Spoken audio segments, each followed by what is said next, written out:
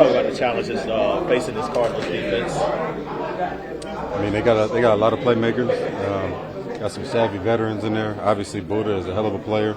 Always run the ball. I mean, he's probably, I don't want to make any comparisons, but he a dog. So that obviously makes us have to account for him. And yeah, I mean, they got a hell of a defense. What do you think changed last game that you can carry over to this game? We're talking about the team as an offense. I mean, we just came out not on the same page.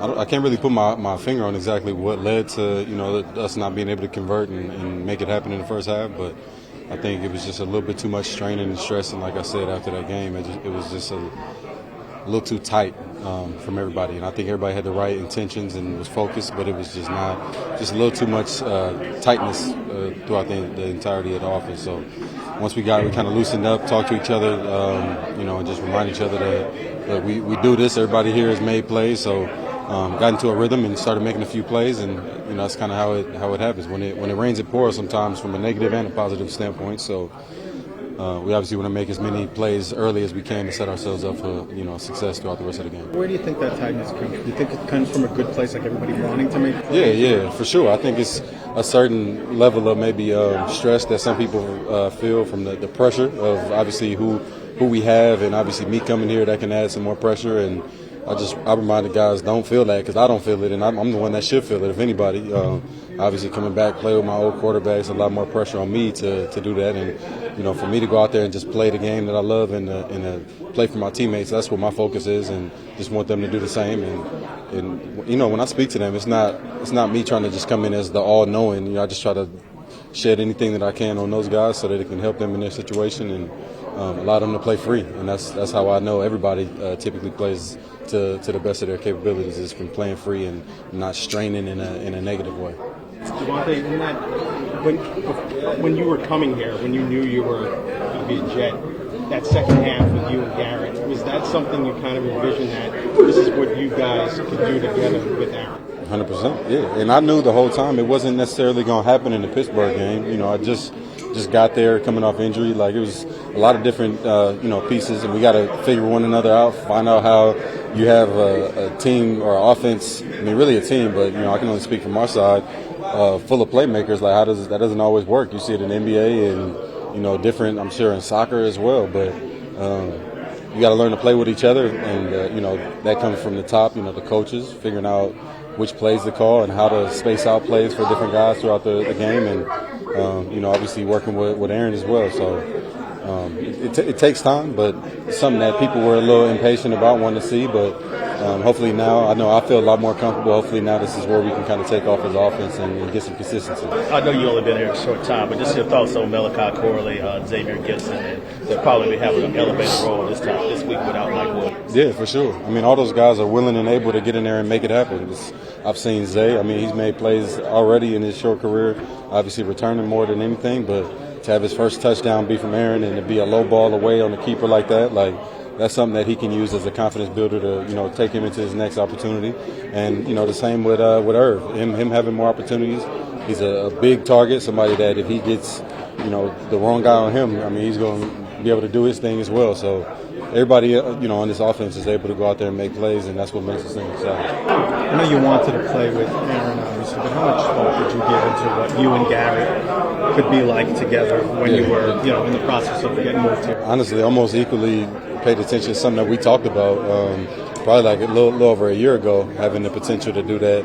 We sat down at dinner out here actually in New York, and just talking about how big of a fan I am of his game, and he let me know that I was his favorite receiver, and different things like that, and we still talk about stuff like that. So to be able to work with somebody that obviously, if I'm his favorite receiver, it's because of the details and the things that I put in, which obviously he's interested in learning, because it only help him in his career as well. So it's real synonymous, this game is. So it's you see that sometimes the guy that's the icon ends up being a fan of the young guy, and in the reverse. So it's fun to work with him and see him work every day, and I'm definitely looking forward to this continuing. What was the occasion you guys have a dinner together?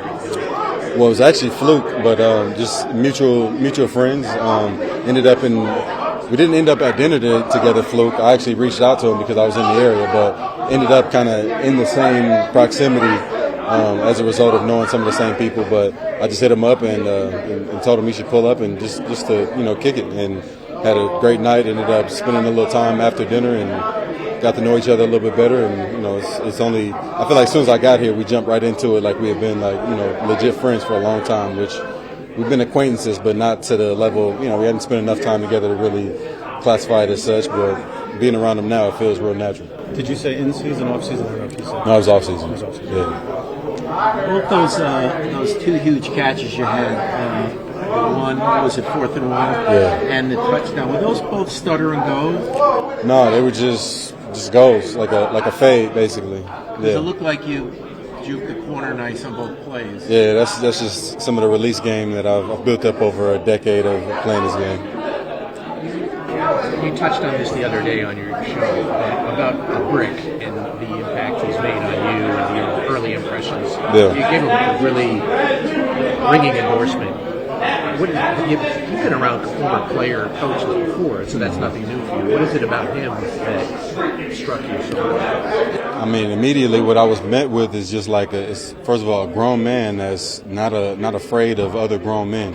And you come in this position and you were a position coach before. It's easy to just come in and be the likable guy, but he's not worried about being accepted. He want to be respected as a head coach, and that's something that I live by. And that quote is not something that he said. That's just something that I've always wanted to be as a leader, for any team, which is kind of why it was the way that I was when I first got here, with speaking to the team.